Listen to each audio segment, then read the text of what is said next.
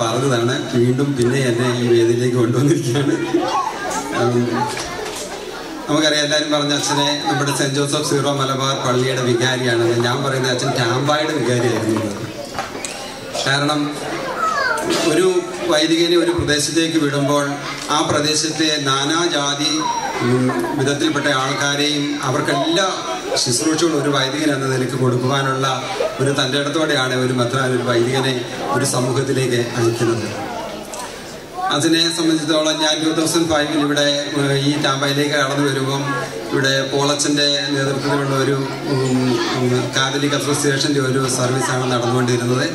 അത് കഴിഞ്ഞ് അച്ഛൻ്റെ നേതൃത്വത്തിൽ ഈ മിഷൻ ഏറ്റെടുക്കുകയും മേരി ഹെൽപ്പ് പള്ളിയിലേക്ക് നമ്മൾ മാറുകയും ചെയ്തു കഴിഞ്ഞപ്പം അച്ഛൻ എന്നെ ശുശ്രൂഷയിലേക്ക് കടന്നു വരാനായിട്ട് പ്രേരിപ്പിക്കുകയും അറിയാത്ത ഒരു ലിറ്റേർജി എന്നെ പഠിപ്പിച്ച് എനിക്ക് പല അബദ്ധങ്ങൾ ഞാൻ പറ്റിയിട്ടുണ്ട്. പലപ്പോഴും ഞാൻ അച്ഛൻ വായിക്കുന്നതോട് ചേർത്ത് വെച്ച് വായിച്ചു പോയിട്ടുണ്ട്.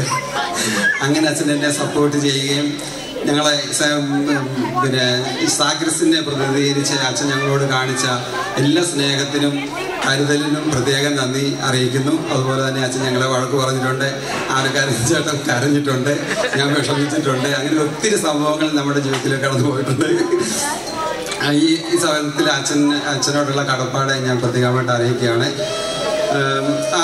അച്ഛനെ നമുക്കൊക്കെ അറിയാം, ഒരു കത്തോലിക്ക ദേവാലയം ഒരു പ്രദേശത്ത് ഉയർന്നു നിൽക്കുമെന്ന് പറയുമ്പോൾ അത് മലയിന്മേൽ ഉയർത്തപ്പെട്ട വിളക്കിന് തുല്യമായിട്ടാണ്. അങ്ങനെ ഒരു ഉയർത്തപ്പെടാനായിട്ട് നമുക്കറിയാം, ഈ വിശ്വാസികളുടെ സമൂഹത്തിലേക്ക് കർത്താവിൻ്റെ ഒരു ത്രോണോസ് എന്ന് പറയുമ്പോൾ ഒരു മതനേതാവിൻ്റെ ഒരു ഇതെന്ന് പറയുമ്പോൾ ഒരേ സമയം സിംഹാസനവും ഒരേ സമയം അൾത്താരയും ആയിരിക്കുന്നത് കർത്താവിൻ്റെ ഒരു ബലിപീഠം ജനമധ്യത്തിൽ ഉണ്ടാക്കി ആ ബലിമധ്യത്തിൽ വിശ്വാസികൾക്ക് തുറന്നു കൊടുക്കുന്ന ഒരു നല്ല മനോഭാവം അച്ഛൻ്റെ ആ നേതൃത്വം നമുക്ക് ഒരിക്കലും വിസ്മരിക്കാൻ സാധിക്കുന്നതല്ല.